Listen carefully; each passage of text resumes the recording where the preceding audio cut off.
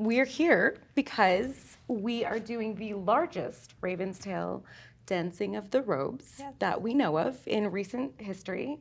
And she has pieces, and I have pieces, and we're both weavers. So yeah, I'm very excited for everyone to be able to participate and take in what we have put together for you all today.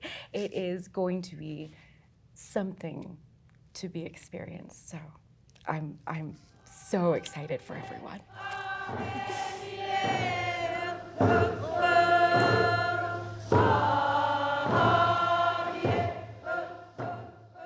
My name is Ray Mills. My Tlingit name is Shaawat. I grew up in Cake, Alaska. I'm living here in Juneau now, and I've been weaving for about 3 years. I've started teaching, instructing, thanks to Lily. And this has been the best experience of my life, and I can say that so honestly. But I'm so excited for this event today and to be a part of something, history being made. Yeah. And it's actually, I was given my name from, I can never remember how to pronounce her name, Ruth Demert and Cake. They adopted us into the Kachari clan. And her grandma, who raised her, was this tiny little lady who would have to stand up on a stool to do dishes. This is how usk she was. And she always wanted to be a tall lady. So I'm about 6 feet tall. So she gets to live vicariously yes. through you. So she is now a tall lady. Yes. Shaakóon ayachat dlekach in nach Donedin Jackson yuchat duasak. I am Shaakóon. In English, I am known as Donedin Jackson. I am a child of the Eagle moiety. Wilma McGill. My grandmother is Wilma McGill from Deishlin, Teslin, inland, Tlingit. And Ishi, my father, is also Tlingit through his mother. So my mother is Tleit Shah. So depending on who you ask, I am not Tlingit. But I do claim my ancestry through my father's side. I currently reside in Lethbridge, Alberta, Canada, and I was born in Medicine Hat. So I was born and raised in southern Alberta with my Tleit Shah, with my white mother. And so I have actually actively been re-indigenizing my life since about 2018, 2019. And that's when I came across my language group, which I participate through Zoom, through Seattle. And they're the ones who led me to the weaving. And so I'm very grateful that I'm able to introduce myself in Tlingit, Yéil Koowú, even just a little. And so, yeah, that is me, Gunalchéesh. I started weaving during the pandemic, during like 2020, when that all happened, and Lily went online to Zoom, but I think Ray has been... It's actually been about the same time. Oh my goodness! Yes. We've been weaving for about 4 years too. My first project was the Chilkat protector mask. My first ever weaving. Holy crap! And now it's been traveling, right? It's coming on May 3rd. It's gonna be here. Oh, is it? Wait, that's so soon. I know, it's on Friday. The opening of the gallery show, and it's also my birthday. I'm very excited. So oh my goodness! I've been telling everybody. I was like, we planned this for me. It's obviously for my birthday. That's why we're here. But didn't actually know. We were just here for Donedin's birthday, right? Just so you didn't. For those of you who didn't know, thank you. It is. But yeah, so it's my greatest gift ever to be able to attend a show with a piece of mine that's opening, on another show of a piece of mine that's opening with all of these amazing weavers that I've been connected with over the internet for how many years. So it's overwhelmingly fantastic. And I just have all of the feels. It feels like we've known each other for so long, but so short at the same time. Yeah. And it's so nice coming to land and being to reconnect with people who have been here this whole time. Yes.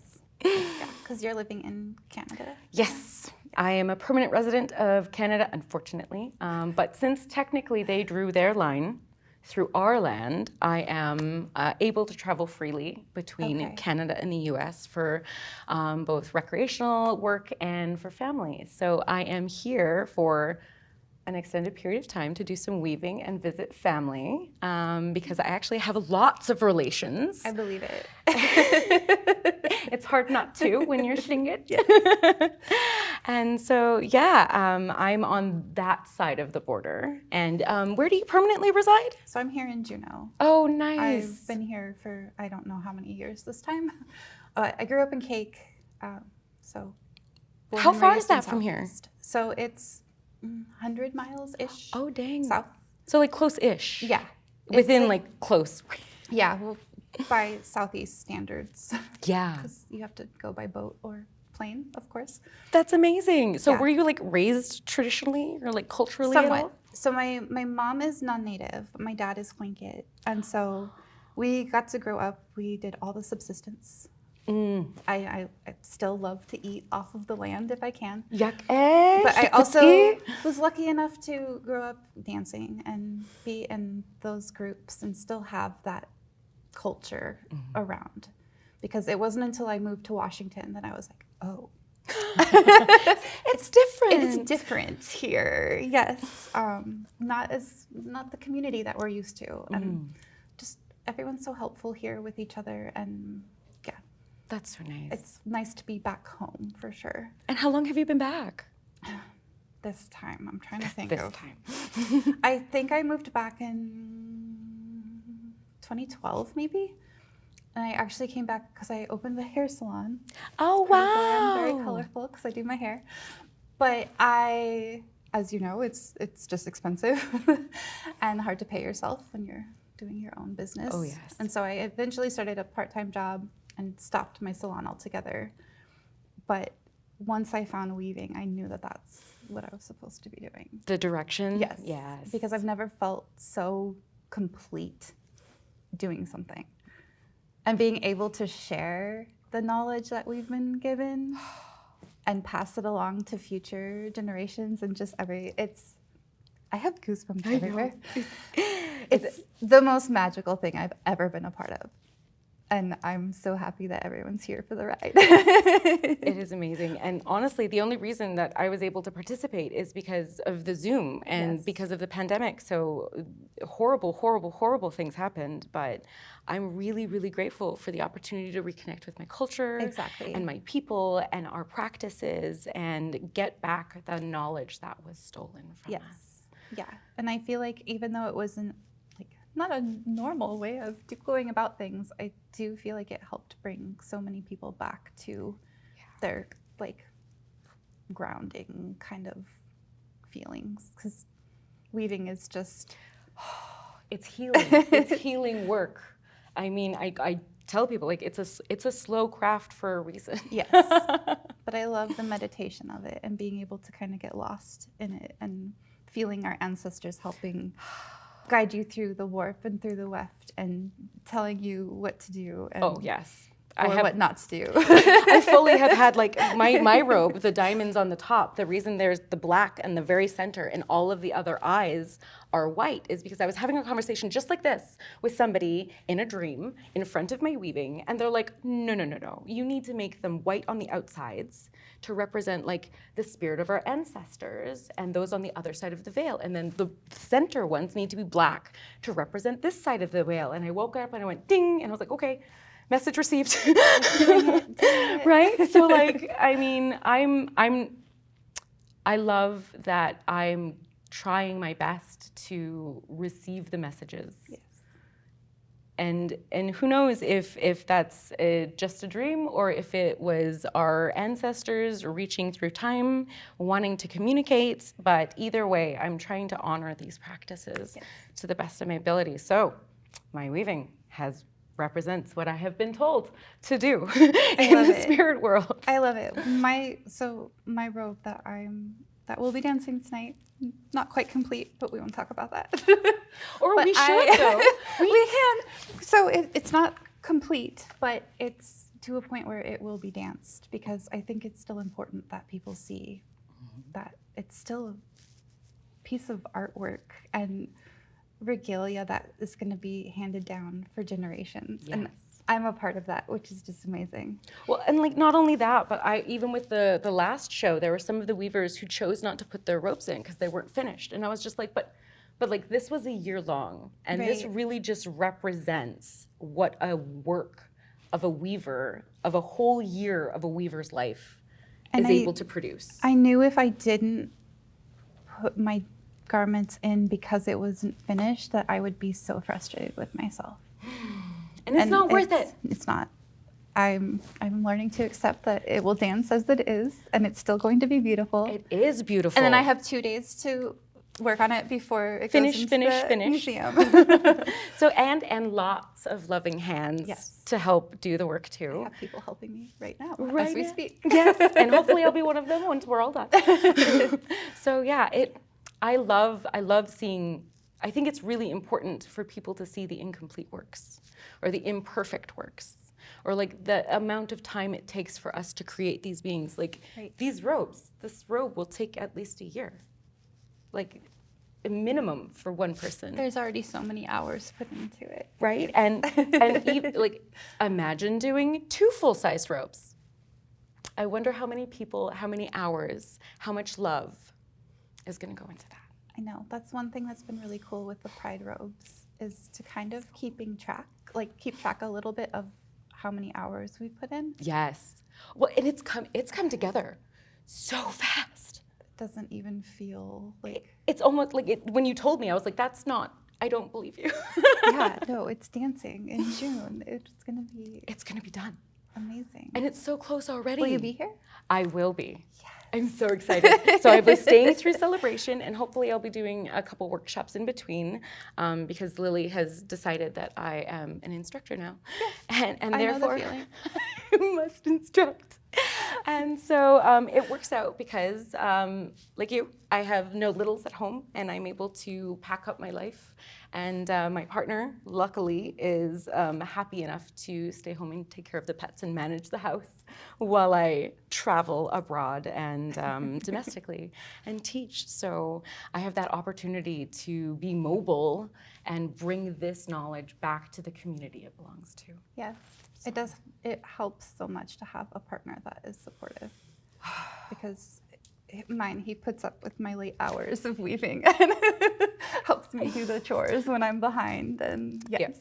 My partner and I, with my last row, we would sit and he would do his like gaming and computer stuff, and I would weave, and we would both listen to the same audiobook, and it was like our visiting time, and it was the greatest. And he honestly, because I also got in an accident in 2022, a car accident, and I had a pretty severe concussion, and I burned all of my regalia, burned in the van that burned down. And my partner has also been supporting me through my recovery, through my weaving, and I don't know what I would do, because I can't watch TV, I can't read books, I can't do a lot of computer-based stuff, and I'm still having a lot of memory problems. And so if I had to go back to full-time employment, it wouldn't be sustainable. Right. So for me to have the flexibility to be able to weave when I need to and when I can is a blessing.